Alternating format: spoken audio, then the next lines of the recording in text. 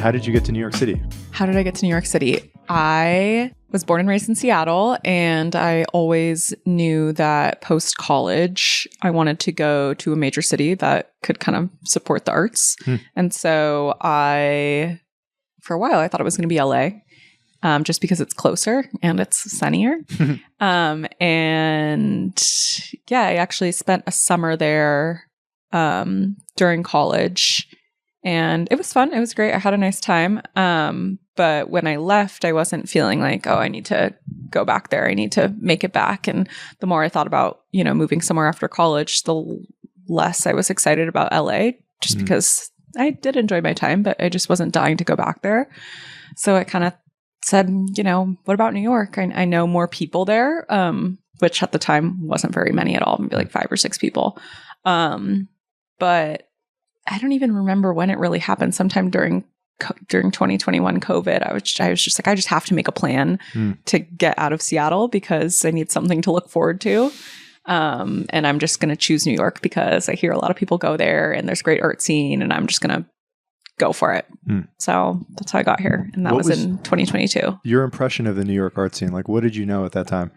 I honestly didn't know much. I followed one of my favorite photographers, Tyrell Hampton, was he's kind of young like me, I think maybe a year or two older than me. And he was, he's friends with all these celebrities and models and just really cool, chic it girls. And he photographs them when, they all go out together and that kind of thing. And he was in New York, and I was kind of watching that unfold and watching his career kind of blow up. And I was like, oh, maybe I could do something similar to that, which is so funny to say looking back. But that's really all I knew about the photography realm. And I'm trying to think even more broadly what I knew about the arts realm. Not a lot, especially because I'm not necessarily tapped into what's going on in the fine arts world. And I know that's such a big part of the culture here.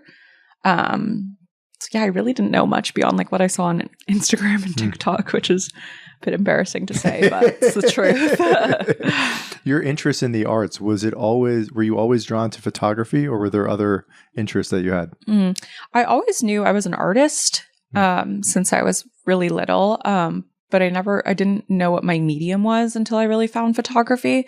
Like I remember as a kid, I would always try to draw things. I had these ideas in my head of what I wanted to draw, but I would get so frustrated with myself because I couldn't execute. I couldn't draw what was in my head. And I was so frustrated because I was like, oh, I have this great artistic idea, but I just can't make it into an actual physical piece of work. And so that was like the majority of my childhood. Like I could draw here or there, and maybe every once in a while I'd make something that I liked, but it was always this frustration of like, oh, I have this image in my head of like what I want to make, but I can't actually do it. And then I got a digital camera, and I played around with that. That was exciting for a little bit.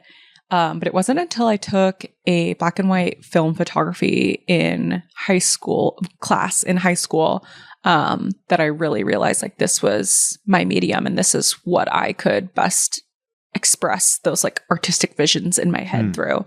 So yeah, once I started taking that class, I think I was like 15. That's when I really knew like, oh, this is it. The knowledge that you were an artist seems like it preceded the thing you found that you wanted to do. Was that mostly just an instinct that you believed you were an artist? How did you know that? It was just my interests just lied within that, like I always wanted to go to art class in elementary school. That was what excited me the most. I took drawing classes outside of the school. My mom is really artistic, whether that be like in like a handy sense or, she paints, that sort of thing. So I always kind of watched that and saw a lot of that in myself.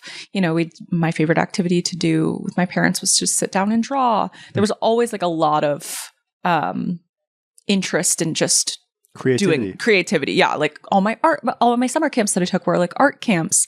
It was just very naturally like that's what I gravitated towards. The class that you took and the knowledge that it seems like that gave you that you had found your thing. How did you know that?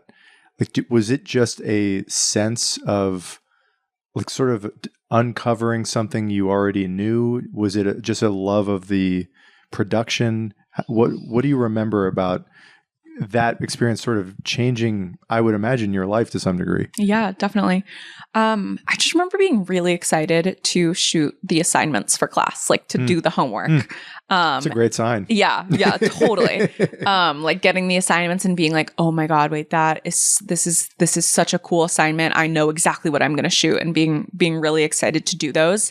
And then kind of getting the flow of things in the darkroom is when I really started to be like, oh, I like this process, and I'm so excited to see my final result. Like, yeah, it was great shooting it. It was so much fun, but I'm so excited to make a final image. I would like skip, breaks and lunches during class and just go to the dark room, or like go to the computer room to like scan my negatives. I would spend any ounce of extra time I had doing something photo related. I think there are even times when I would like dip in and out of like really lax teachers' classes and like go like check and see if my film, like I was always in the film basement kind of thing that we had in my high school. So yeah, I just kind of really quickly recognized how exciting that felt to me, and how I was just excited to go to class and excited to take photos. Like the energy was there. Yeah. There was a major difference in energy, I would imagine, than other things that you were participating in. Definitely.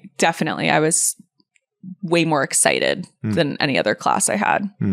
Did you quickly get a sense that this was what you wanted to do and where you wanted your education to go, or did that come later? No. Yeah, definitely not. It was always just a hobby to me. Well, I don't know. I did pretty soon after I started doing photography. I like turned it into a little business, shooting like family portraits around the neighborhood, shooting people's senior pictures. So I guess it wasn't technically always just a hobby, but in my head, it was never going to be a career path. There were a couple different times that I remember were kind of like big shifts in me realizing, oh, maybe this is something I could pursue as a job. I think early college, I was a communications major, and I signed up for the Photo 101 class with, thinking, okay, great, this will just be like a good way to spend my extracurricular time, or like my, whatever type of credit it is, a good way to get that credit. And then I did the class and I was like, oh, it's pretty fun. I guess I'll just do Photo 102 or whatever the next course was in that series. And then I was on the third course and I was like, okay, I might as well just like double major in this. It's really fun. I enjoy it. The program wasn't rigorous at all. So it's like, sure, I might as well spend my extra time, shooting photos for homework rather than, like doing math equations, that kind of thing. And then I remember at one point, a friend of mine's mom asked me to come photograph my friend's little sister's prom. So she was still a senior in high school. And I went and I did that, like their pre-prom party. So I went and I did that. And I was talking to another friend's mom who was also there. And I don't remember exactly what she said, but I remember that we had a conversation to the effect of like, where she was sort of like, you should continue to do this. You should try to do this as a career. Like, why not? You should follow this passion. And I remember really thinking about it and being like, okay, yeah, that's an idea. Like maybe I could. And then the further I got along into college and, was finishing up my double major, it was like, time to start thinking about what a career really could look like. And I remember calling my mom and being like, I don't know what to do. Like, I don't have any skills. Like, you have to have all these skills and I have no skills, whatever. And I just remember for a while being like, I just don't know what to do. And then I graduated in May 2020, obviously a really, really weird time. And again, along those lines of like needing to have a next step or plan for something new, I kind of came up with this idea that, okay, I'm going to stay in Seattle for a year until COVID dies down a little bit. I'm going to work retail and I'm going to do my little photo business on the side, which by that point, was shooting a lot in Seattle. I had made a lot of connections with some awesome makeup artists from some like some small boutiques, that kind of thing. So I was starting to do not only like the family portrait stuff and the senior portrait stuff, which was fine, but the stuff that I really wanted to do, which was like more fashion, editorial, beauty photography. So I had started to be able to do that. But anyway, yeah, I decided, okay, my plan is I'm going to live in Seattle for a year while COVID dies down, work retail, do my photo on the side. I worked retail part-time, so I could do photo part-time technically. And then I'm going to move to New York just because like I said, I know a couple people who live there and that just kind of seems like the thing to do. And I'm going to pursue photography. And I think I had that whole year to kind of buffer and be like, oh, well, that's in a year. I'm moving to New York and pursuing photography in a year. Like right now that's just the plan in the far off future. And then obviously the time came to actually move to New York and pursue photography. And I did. It was very, very hard. But I did. I want to get into the transition to the city at some point in the conversation. But when you are getting hired for these pre-prom photograph sessions and just beginning a nascent career in photography, outside of the passion that you had for just doing the work, do you have a relatively clear sense of improving in your ability to take high quality photographs? I'd love to hear, as somebody who's a complete amateur, has never taken a class in photography, like what the big wins were for you just in terms of knowledge about how to get better at being an excellent photographer in whatever medium you're pursuing. Totally. It's interesting because, like I said, like the first camera I got was a digital camera. I saved up my bat mitzvah money and bought myself a digital camera. But it wasn't until, probably like 5 or 6 years after I had originally bought that camera that I actually got into photography. And the reason I got into photography was because I was learning film photography. And I really do, when I think about my past education with photography, I really do look at it as if like I learned photography through film, which is such a good way for me to kind of understand the basics of this really, really complicated thing that is digital photography. I mean, I still look at a camera sometimes and I'm like, how is this even a thing? Like, how does this even work? It's insane. Yeah. And so, I think when I first got that digital camera, it was very daunting. And I was like, I don't really know how to use this thing. Like, I don't really know what's going on, but shooting analog film, like really simplified everything.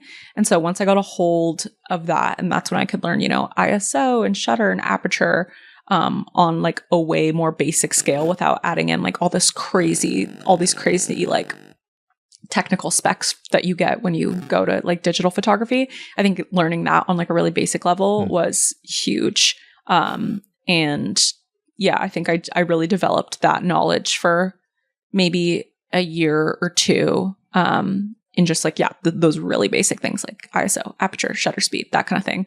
What happens if I change the shutter speed and bump down the ISO? What happens if I do this, this, and that? Like really just learning like, okay, how does this camera work on a really simple level? And then once I kind of understood that better in film, that's when I was able to go to my digital camera and be like, okay, I can apply those same rules to this digital camera, but also tweak these extra different things that, you can't necessarily do in analog. But I would say my skill set for photography was like remained pretty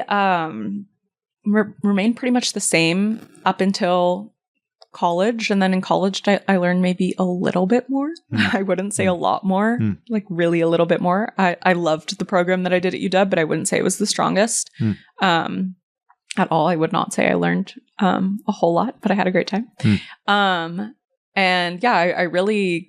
that was actually a really big fear in moving to the city and pursuing photography. I was like, I have so little knowledge about like a lot of technical skills that I probably should know about. I have so little knowledge of lighting. I have so little knowledge of like what different specs mean in like, especially in the digital world. Like I just did not have a lot of knowledge in that realm. And then since moving into the city, that's when my knowledge grew like exponentially. Like I still learn so much every single day about photo, but I would say for the first, like, I don't know, 7 or 8 years of shooting, my practices didn't really evolve much. Yeah.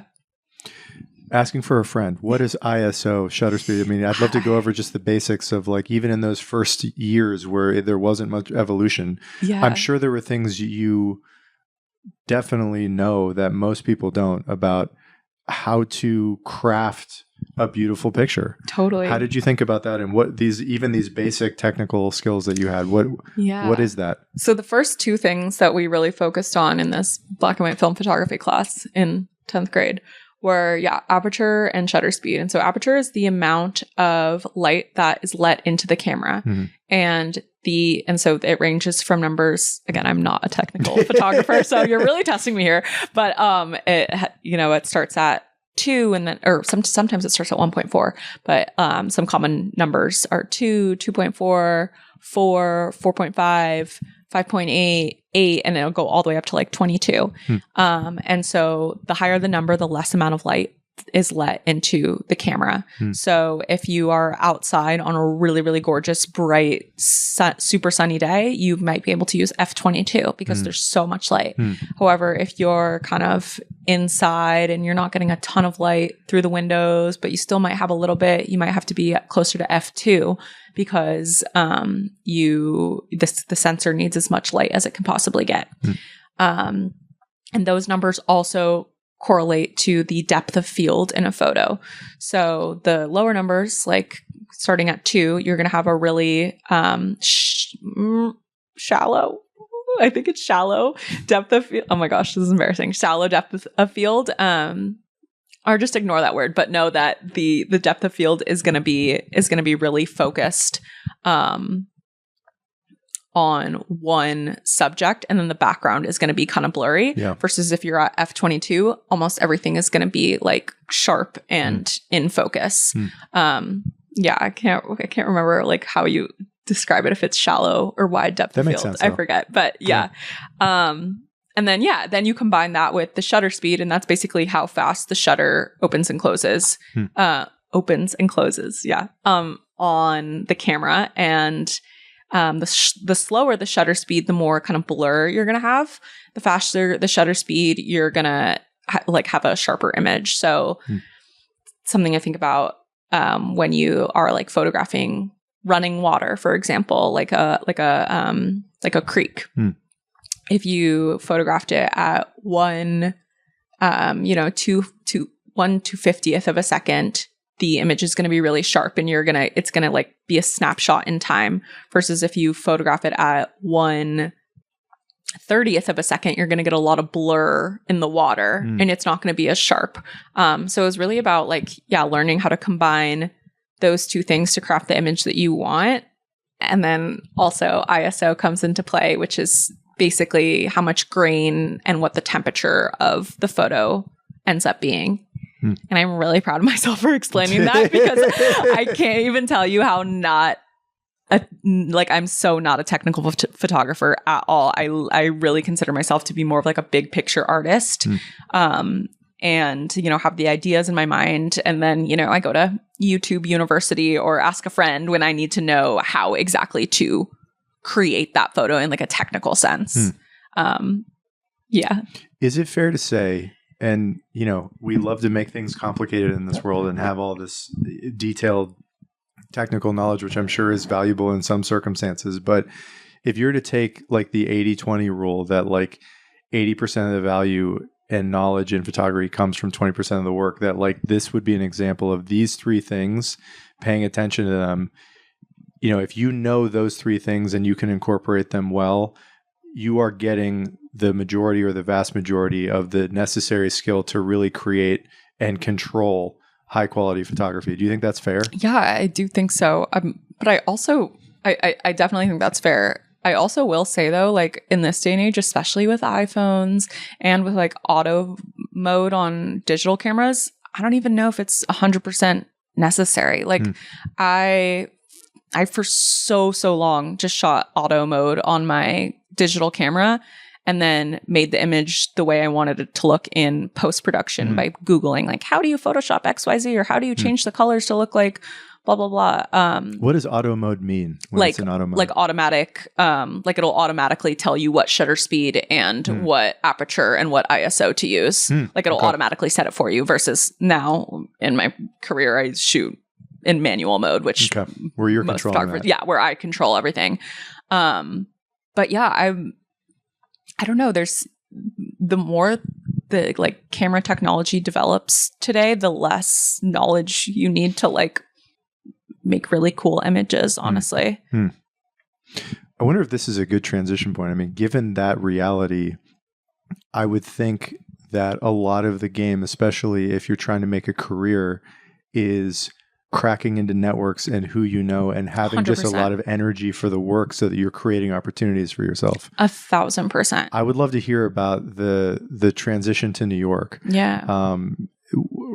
Anything you want to explain about the beginning? You told me where you were living your first year here, but that initial transition into here and trying to make a career for yourself, how did you do it? What did you do, especially in the early months? It was so hard. Yeah, when I would tell people in Seattle, oh yeah, I'm going to go to New York, and they'd be like, oh, well, what are you going to do there? I'm like, oh, I'm going to pursue photography. And they'd be like, okay. And I remember them being me thinking like, oh, they think I'm crazy, but like, whatever, I'm going to show them. It's whatever. It's not going to be that hard. And I was so wrong. It was so hard. Yeah, I moved here, no job, not knowing anyone except for my 2 roommates. Actually, I only knew one of them. And then my cousin and a handful of people from college, but no one that I knew super well besides one of my close friends. And I moved in the dead of winter, which was mistake number 1 because you just get here and you're like, oh my God, it's scary and I'm cold. But yeah, I was kind of off to the races the second I got here. I was just doing cold outreach all the time. I was emailing everyone ever. I was DMing people. I was just trying to find ways to contact people in the arts world. You had no work lined up for you when you arrived. No work. Yeah, not at all. I'm really lucky to have had parents who were able to support me financially for the beginning of my life here. Otherwise, I would not have been able to do it. But yeah, no work at all. But I have always had a strong work ethic. So I did believe in myself, and I knew that I could put in the work and I could make it happen.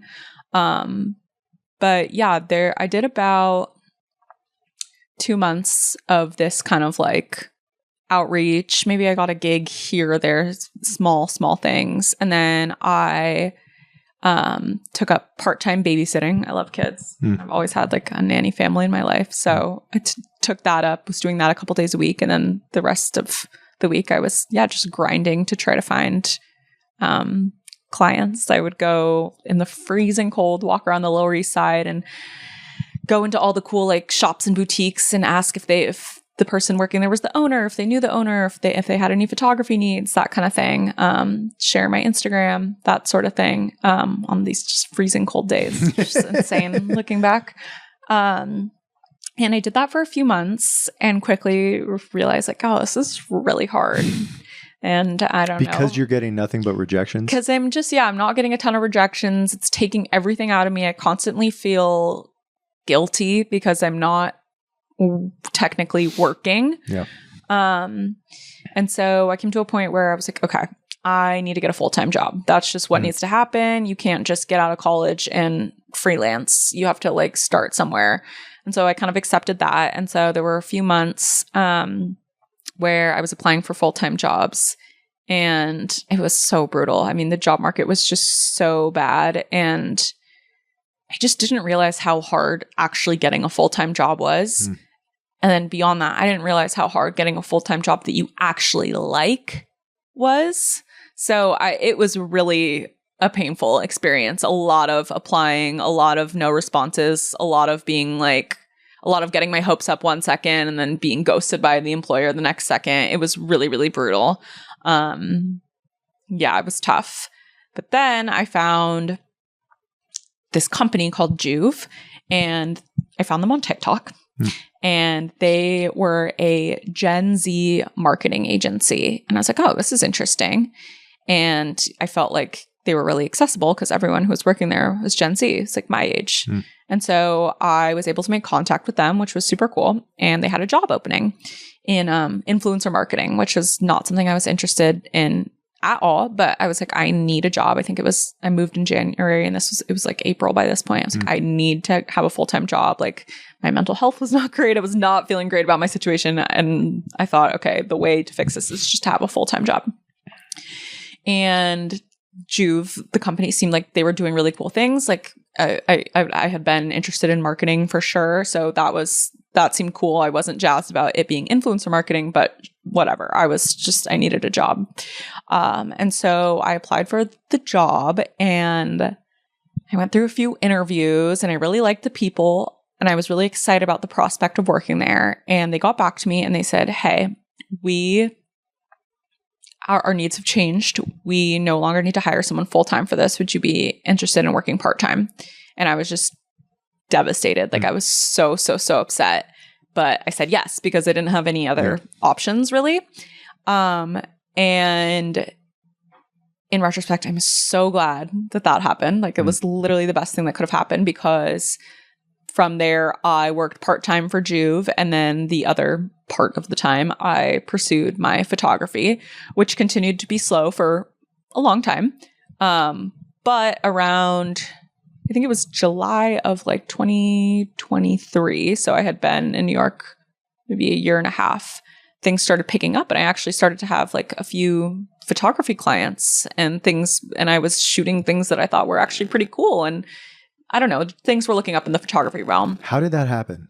What happened exactly? I know I skipped over a big part of it, but I kept doing my outreach. I really kept doing my outreach. This is like every day or close to every day. You're every just day. Like incessantly pinging people online. Yeah, just like, hey, I saw you did the hair and makeup for this magazine cover. It's so cool.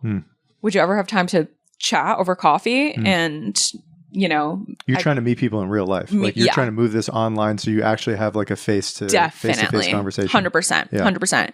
And that's there were times when I would go meet with people and we'd have a great coffee together and whatever, and then like never really talk again, never really see them again. And there were times when I'd go have coffee with people or even a Zoom call with people and I wouldn't hear from them for 6 months, and then someone's friend of a friend's brother's cousin that they knew would reach out to me because they remembered that I was doing photography and they would hire me. But yeah, I think a lot of it was the consistent outreach. I hounded editors at the New York Times. I hounded editors at the Wall Street Journal for so long. They probably gave me those first gigs to just like shut me up. Genuinely. Genuinely out of pity. Well, they would send me on like difficult shoots that probably other people didn't want to do, where you had to travel to Connecticut and I hounded these editors specifically for so long, but it finally kind of started paying off. And the more people I met, even if they weren't in the arts realm, they in their heads would think of me as, the photographer. So if their friend or whatever, their coworker mentioned needing a photographer, even if it was for like engagement photos or for like headshots, I would come to their mind. So it was like a long year and a half of doing that and also building my confidence in influencer marketing at this company, which was amazing because I got to actually see how the back end of kind of what I do now from like the other side. Like now I feel like I'm the contractor, whereas back then I was on the agency side of things. So it's really, really helpful knowledge to have had. Again, I didn't love doing influencer marketing, but it was very interesting to see how agencies work and how agencies work with clients. And I learned a ton. I learned so much. When you're talking about hounding these people for so many months, like how did you balance the perception of yourself of wanting to be persistent without being overwhelmingly harassing? Oh my gosh. Did you have a cadence that you would abide by so that these people wouldn't get overly annoyed? I mean, this is sales 101, right? Like how did you go about that strategically? Well, I definitely annoyed people. Like there's no way, like I definitely, especially I've looked back at some of the emails I've sent, I've definitely was annoying and on some outreach. In your language or in the consistency of you reaching out to them, or both? Probably both. Yeah. Yeah. I think things started working well when I did have like kind of an aha moment of being like, the people that I'm reaching out to aren't these like formal business people who wear suits every day. Like, I don't need to email them with super formal language. They're humans that a lot of them are probably within 5 to 10 years of my age and are also creatives and don't work in like a super strict work environment. Like, I can send them, and they kind of advertise the fact that they work for whatever company they work at on their Instagram. Like, I could just send them a DM and be like, hey, love your work, love what you do, would love to meet sometime and pick your brain. And I think once I realized you can be really casual about it, but still succinct. I think it's really important to be succinct and complimentary. I think I kind of cracked the code on how genuinely just like how to get people to answer. For sure. But there was a long time when I was being just way too formal over email and maybe way too wordy. Probably too wordy. Probably just not making it easy for them to respond. Yeah. Which I realize, especially now, as I start to receive like people reaching out to me being like, oh, hey, I'd love to talk to you about your work. It's so funny to read some of the emails and DMs I get that are so, I'm like, this is so formal. Like, you're talking to me. Like, it's just me. Like, I'm just Jamie. Like, whereas, the ones where people are just kind of say, hey, I love your work. Like, would love to get coffee. I'm so much quicker to be like, hey, thank you so much. Totally. Like, hit me up in the next couple weeks. I should have some free time. I just think it's really about making it easy for the person to respond. So these opportunities start to come your way. Yeah. And you're getting sent to Connecticut and all over the place. Like, I'd love to hear about how, I'm sure it really didn't matter how much it was you were getting paid. I'm sure it mattered, but it wasn't the primary motivation. Like, you just want work to do professional photography. Yes. How much are these paying? Oh my gosh, nothing. Oh my gosh. So this is, I guess, May. I remember my first like really big week where I thought to myself, oh my gosh, I'm kind of like doing the thing, was May of 2023. So about a year and a half after I had moved to New York and about 2 months before I quit my Juve, the part-time marketing job. And within the same week, I got my first shoot for the New York Times, my first shoot for the Wall Street Journal, and I got like a mini social first shoot for Hoka. And that was just so beyond exciting to me. And I had done a couple things that I had been proud of up until then, but that just felt really major, especially the Times, because that had just been the absolute dream. The Mecca. Yeah. So major. And these opportunities, just to clarify, are the result of this year and a half of work. These random, right? I mean, I think people forget this when success happens, that like for every one New York Times yes, there's like 150 or more. Yes. Like ghosting, never hear from, right? So like, am I right in assuming like these three opportunities you just mentioned are, you didn't know in advance that these were the three contacts that would eventually lead to these opportunities? There was a randomness to it. There was a randomness to it. I had faith in one of the editors at the Wall Street Journal, Daisy Corpix, because she had always been really, really nice in my emails. And I had updated her like every 4 months. I had sent her an email and be like, hey, Daisy, this is what I've been working on, whatever. She was always so nice and responded to me. So I had a feeling like, oh, maybe one day she'll hire me. And she actually posted on her Instagram story, like, need a photographer in Connecticut. And I responded and I was like, I'll do it. I'll go to Connecticut. Like, I'm happy to do it.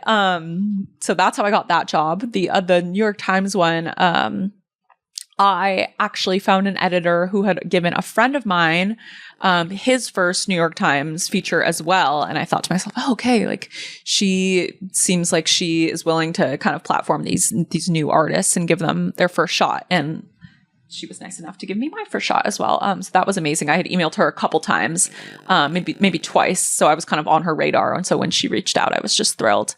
And then the Hoka one, a friend from Seattle had a roommate who worked at had a roommate who had a friend that worked at a creative agency, and they needed a photographer, and the friend said, oh, like, I know Jamie from Seattle, barely. I mean, we had, we actually had shot together, but just once back in Seattle so long ago. And so she passed my name along. So I guess two of them were kind of that incessant outreach. And then one of them was just sort of like word of mouth. But to answer your question, no, these jobs were not paying much at all. I think for the Wall Street Journal, I think it's either $400 or $450 per assignment. And keep in mind, this could be, you know, an hour assignment, which would be awesome. Or it could be a whole day assignment where you go to Connecticut, which is what I had to do. So I was like, spend the whole day like in Connecticut. It was an incredible experience. It was so amazing. But you know, $450 for a whole day, it's obviously not a lot. I think the times is similar. I think it's either 400 or 350 or something like that. Maybe made a little bit more on the Hoka job.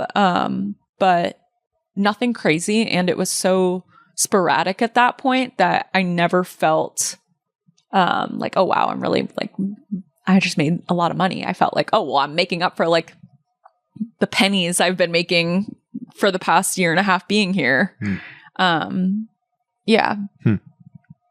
So those opportunities happened. And did you notice after them that there was more consistency and opportunities that were beginning to come your way more often? Was it still a slog? Yeah, I think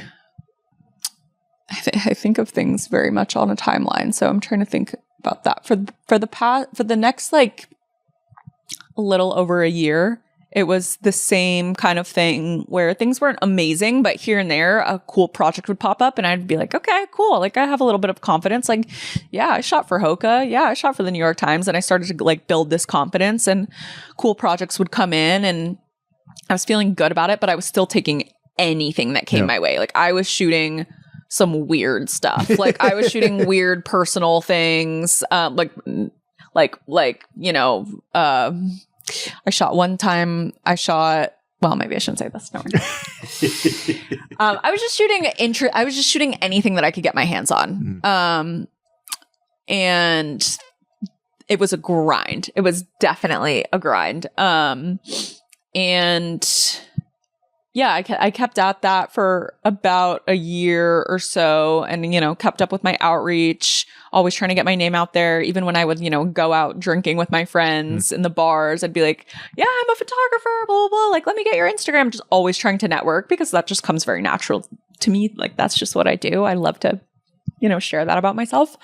So yeah, I'd say it continued on to be like steady, but nothing amazing for about a year. And then around September Fashion Week of 2024, so a little over a year ago, things just like blew up.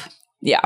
So that was really, really cool. I mean, things had been kind of bubbling, like things were starting to go like get into motion. And then Fashion Week, I just got hired by so many different major brands. And then my work was just blasted all over social media. I was shooting a lot of celebrities. I was shooting a lot of major brands. And I think once you know, start to associate an artist's name with major brands like that, you just kind of gain legitimacy, honestly. Yeah. Like, oh, you shot, you know, Alex Earl. Oh, well then, you know, you must be the real deal. Or, oh, you shot Dennis Rodman. And people kind of start to associate you with being more professional than maybe you actually are.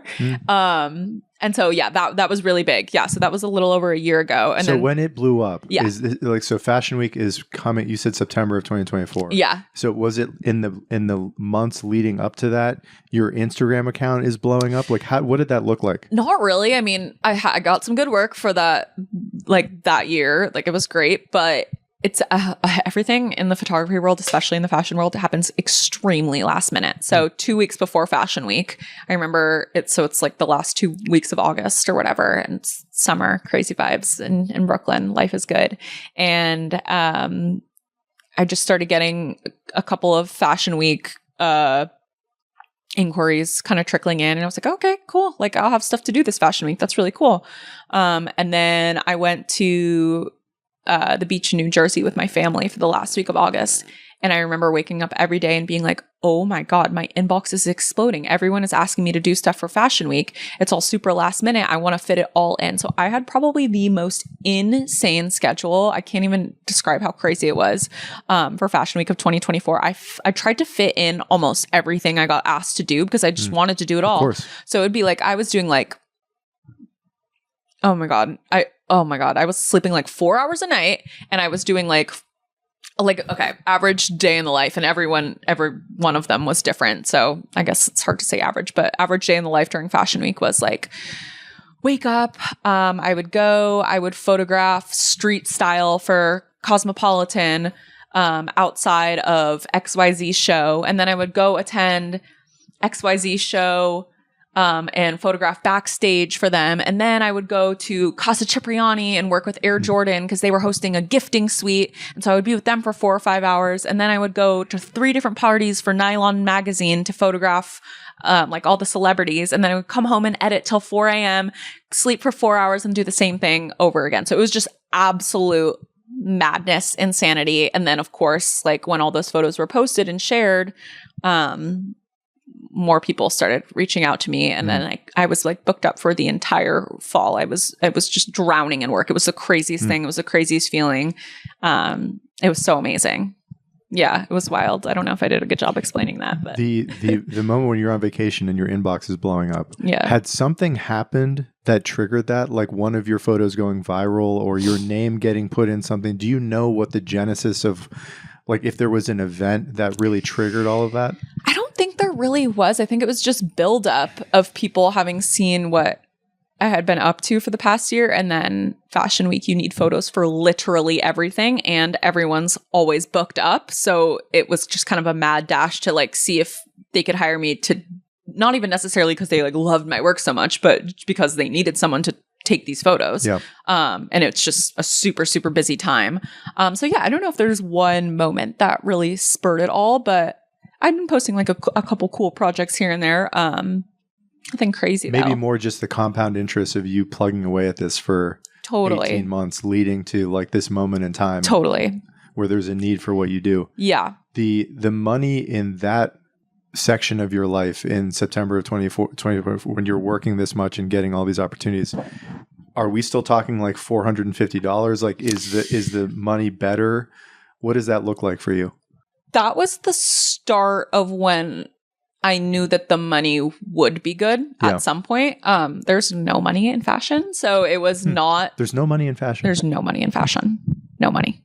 There's no money in a lot of like the coolest fashion shoots and the coolest stuff to photograph. So I made a chunk of change during Fashion Week. Like that was cool. I wasn't, but I again, it wasn't like, I would have done it all for free. Like I just wanted to do it because it was cool and it would get my name out there. But after Fashion Week in that fall of 2024 is when I would start to get hit up for big projects that actually did pay, like brand photo shoots, working with major companies that actually did have budgets.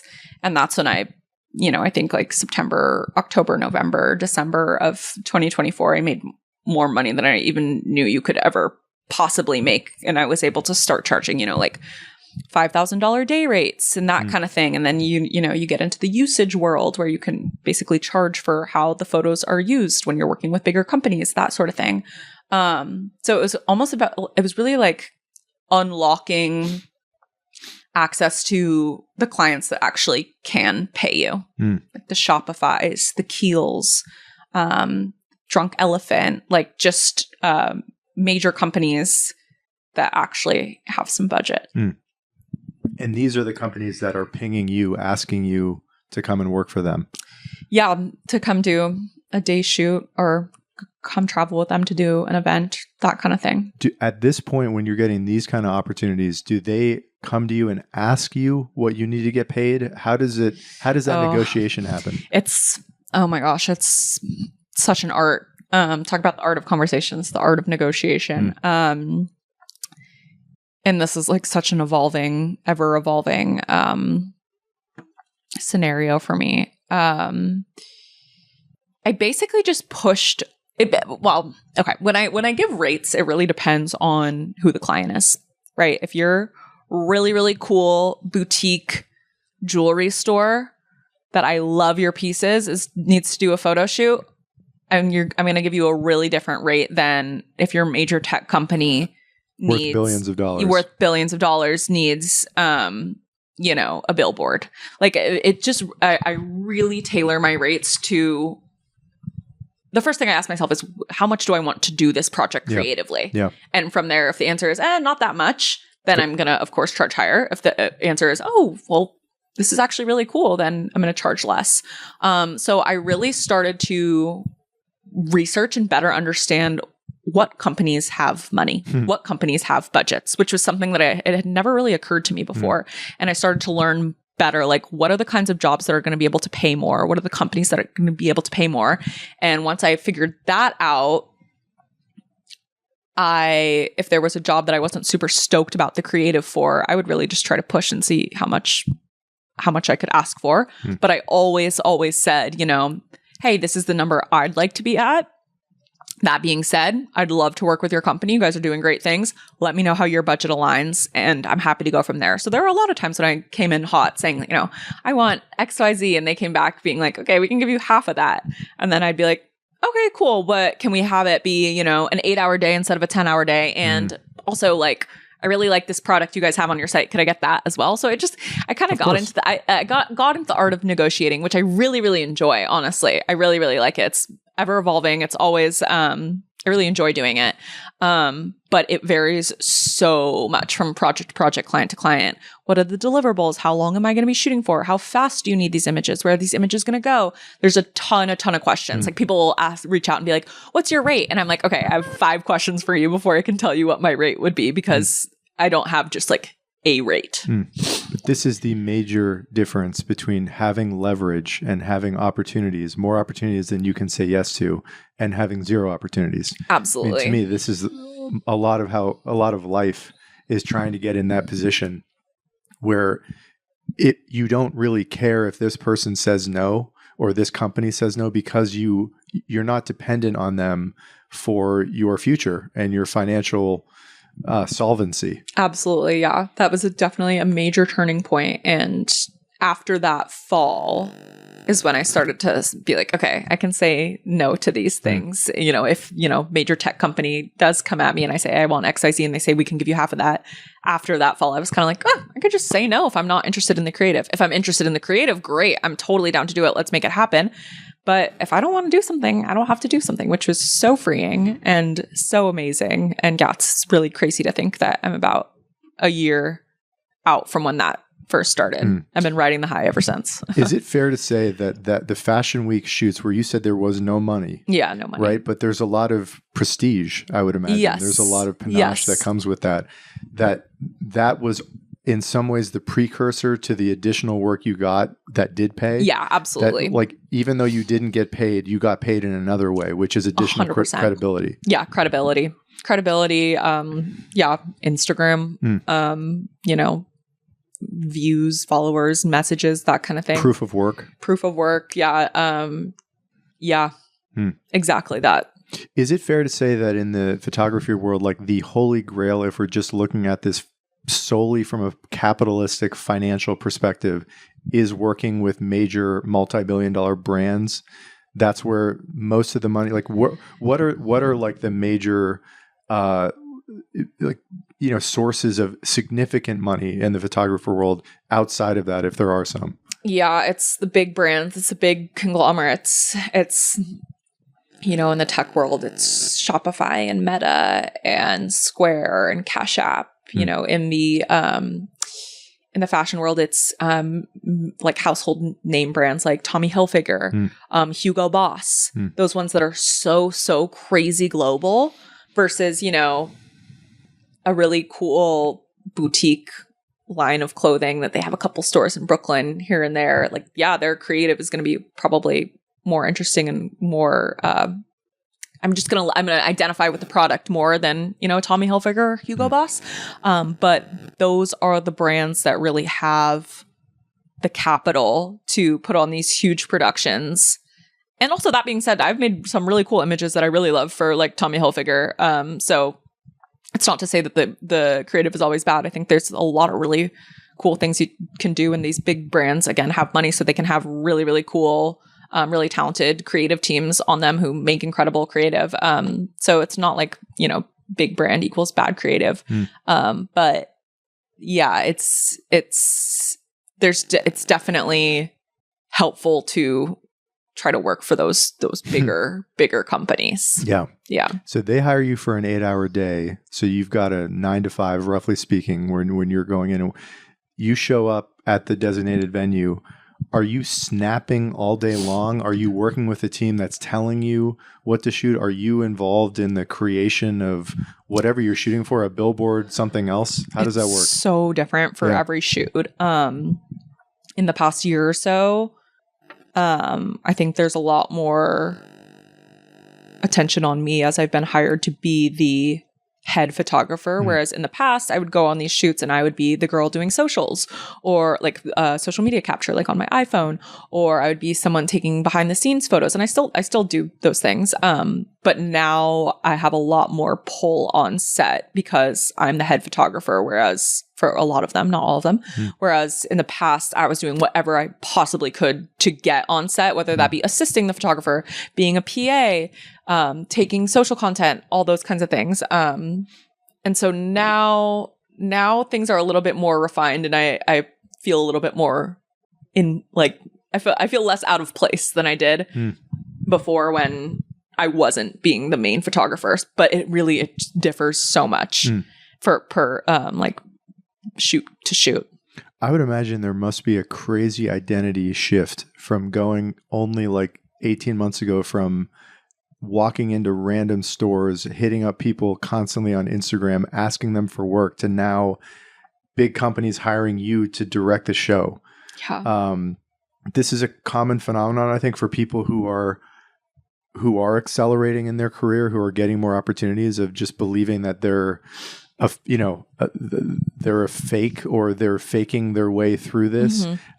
Do you find with the work that you're doing now that you have a natural knack for leading the artistic vision?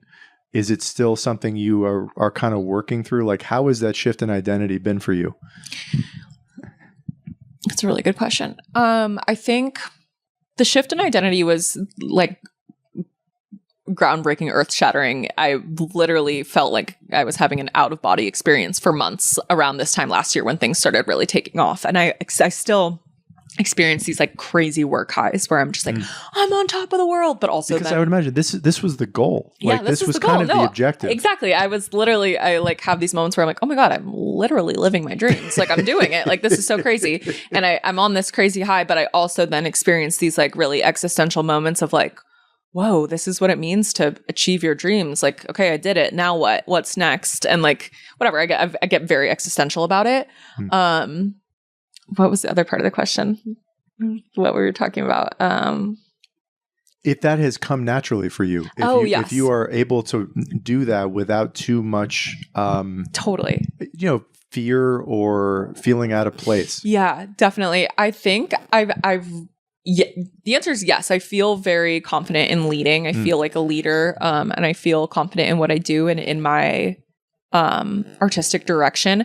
But what I have learned is that I am very much meant to do the photography, the production, the creative direction, the art direction, even the lighting. Like those are meant for the other experts in their fields. And so I feel very much like I need to stay in my lane of photography. That's also part of, why I don't really do video anymore. Whereas I used to kind of do a dabble in video here and there. I'm like, nope, that's not me. That's not my expertise. I am here fully to do just the photography because that's what I'm the most confident in. And even, there'll be times when clients will be like, oh, well, what do you think of this concept for this campaign? I'm like, I could tell you what I think, and I'm happy to share what I think, but I also know that there are other like creative marketers who will probably have way better feedback for you. So I'm very confident in what I do, but I am also all about just like staying in my own lane at this point now that I've done so many other things in the realm. I've done the social stuff. I've done the video stuff. I've done PAing. I've done a little bit of production. And now I'm thankfully just at a point where I can just focus on photo and continue to, try and be a really good leader in that realm, and leave the other areas for the other experts. Has it been hard for you to stay as hungry as you were, given that it sounds like at this point, correct me if I'm wrong, that there are plenty of opportunities coming your way? How have you been able to battle that resistance to complacency, to expectation of consistent work? No, I have so much to do, and I have so much to do. I have so much that I still want to do. I'm not, I've achieved some dreams, I think, for sure, but I'm not all the way there yet, for sure. And I see it on the horizon. It's there, but it's going to take a lot of work to get there. I'm definitely not 100% where I want to be, so I'm still very hungry. What does it look like? I want to do a lot more work in the fashion realm, and I want to be doing it for the smaller boutique brands that I really like, and I want to be doing it for the major brands. I want to be doing editorials and spreads specifically with celebrities in the fashion realm. And I'm making my way there, definitely, and I have experience in that realm, but I want that to be almost entirely what I do, and I'm still far away from that. So I still have a lot of drive to get there. I think this is a thread through the whole conversation, but the knowledge you have of where you want to go to and the appreciation of the work that you've done, is it mostly in your mind, you see a great photograph and you find it beautiful? Like the resonance that you have with the output and the work itself, and maybe it's a mystery that you may not know the answer to, but what do you think, if anything, it is that keeps you still so drawn to the medium and to the end result? Yeah, it's so, like you said, it's beautiful. It's a work of art, and actually doing it is a work of art. To be on set, getting it done with an amazing team, and again, like all these experts in their specific field, whether it's hair and makeup, whether it's a digital technician, whether it's an art director, whether it's the talent who's a celebrity. The art of doing it is so like making art, and then potentially seeing it go live, whether that be on social media or even better in print, is such an amazing experience that I chase that for sure. You are probably not far away from having younger people ping you on Instagram, and maybe this has already happened, where they're you 3 years ago. Yeah. What advice do you typically give young up-and-comers who have moved to New York or want to get into the field and become you, or at least give themselves the best chance to have a real career in photography? Totally. Well, I always say, I can't say in good faith that you should go and do this, because it's very, very hard. It's very hard, and financially, to survive in this city, it doesn't always make sense. But if you can do it and you think that this is what you really must do it and go for it. I don't say don't do it, but I'm just saying, hey, it's not easy, just so you know. And you for a long time, you don't make a living wage. Just know that. Beyond that, if, whoever I'm talking to is like me and is lucky enough to have support from their family for a few years, then I say, meet everyone you possibly can in the arts world, whether that be through DMing them on Instagram and asking them to get coffee, or going out to bars where, photographers frequent, that kind of thing. Just meet everyone you can face to face and try to get them to associate you with your craft. Where in a world where I'm Jamie, the girl who does photography, try to make your own version of that. I want to focus on that because in the era of digital relationships, and Zoom conversations and Slack conversations, how important do you think it is that people really prioritize the in real life meetup versus what is, I think, much more customary in many lanes right now of knowing someone as an avatar on a screen? Yeah. How do you think about that? Well, I think it's just the difference between knowing someone and having chatted with them on Instagram. It's like if you chat with someone, you don't really know that person. Whereas if you go and have coffee with them, it's easier to say, oh yeah, I know that person, even if you don't really know them, but you've had an experience, a real life experience with that person. And I think it makes all the difference in the world. I think that, you're way more likely to get hired by someone if you have gotten FaceTime with them before. Do you believe that that was instrumental or has been instrumental in your own trajectory? Totally. No doubt about it. No doubt about it. And I think it just gives people it gave me the chance to just kind of be myself around people. And I think, at the end of the day, people want to work with people who are nice or chill or funny, who they relate to, who are their friends. So the more time you can put into sort of being a friend to that person, the more likely they probably are to hire you. Because again, people just want to work with chill people. Yeah. Last question I'd love to ask is about, I usually close with this, and we touched on this a little bit, about how you think about success, mostly as it applies to your career. And you've obviously had some pretty incredible success, honestly, in the first few years that you've been in New York. But you touched on what you would like to be doing as you look into your future, especially the next couple of years. What does success mean to you? When you think about that word, what is it? How do you define that? How do you think about that for yourself? I've come to, this is no groundbreaking realization, but I've come to really realize that the way I kind of measure success is in two different buckets. The bucket of money, obviously, and the bucket of things being creatively fulfilling.